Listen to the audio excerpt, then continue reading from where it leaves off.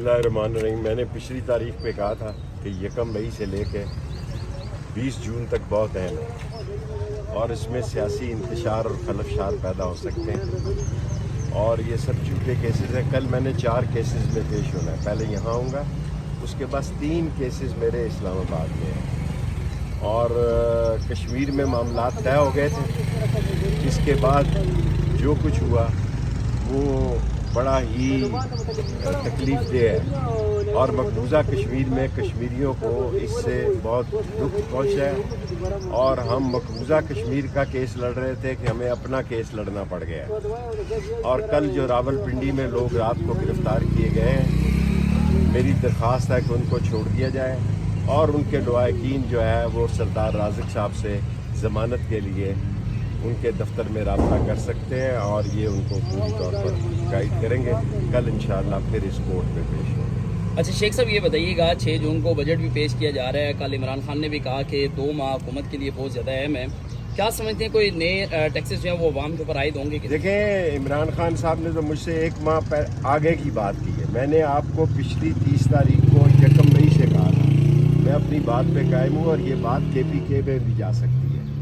اور رات کو جو کشمیریوں کو گھروں سے پکڑا گیا ہے وہ بڑی زیادتی ہے اور حالت ان کی یہ ہے کہ کھاریاں میں خواجہ سراؤں سے یہ پٹتے ہیں. میں باہر گیا تھا, ساری دنیا میں خواجہ سراؤں کا ہی چرچا ہے. ہمارے گھروں میں تو یہ گھس گئے تھے, ہمارے تو بچوں کو اٹھا کے لے گئے تھے, ہمارے تو پیسے لے گئے, ہمارے نقدی لے گئے, ہمارے زیور لے گئے. لیکن ہم نے اف نہیں کی, ہم نے خاموشی کی کیونکہ ہم بریک پر ہیں اور یہ 30 جون تک ہماری بریک ہے اور اس بریک میں ہم سمجھتے ہیں کہ ہم صحیح مشورے دیں.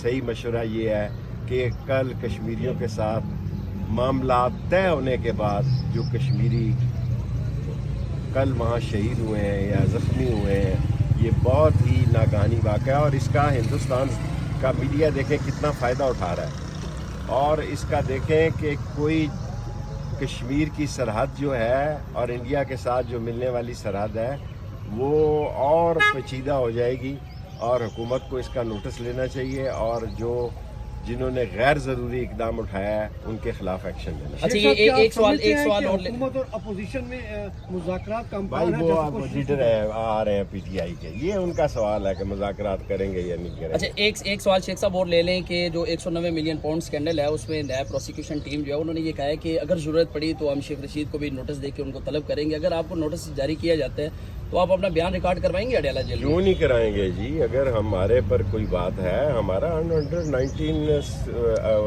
نیب نے ہائی کورٹ میں اسٹیٹمنٹ داخل کی ہے ڈبل بینچ کے آگے. جناب عزت مآب صداقت صاحب اور دوسرے جو ہیں چودھری عبدالعزیز صاحب یا مرزا وقاص صاحب کے سامنے, مرزا وقاص صاحب کے سامنے اور جناب قابل احترام صداقت صاحب کے سامنے انہوں نے اسٹیٹمنٹ جمع کرائی ہے کہ شیخ رشید کے خلاف یہ ہمیں کوئی مطلوب نہیں ہے اور اس کے خلاف کوئی کیس نہیں. ٹھیک.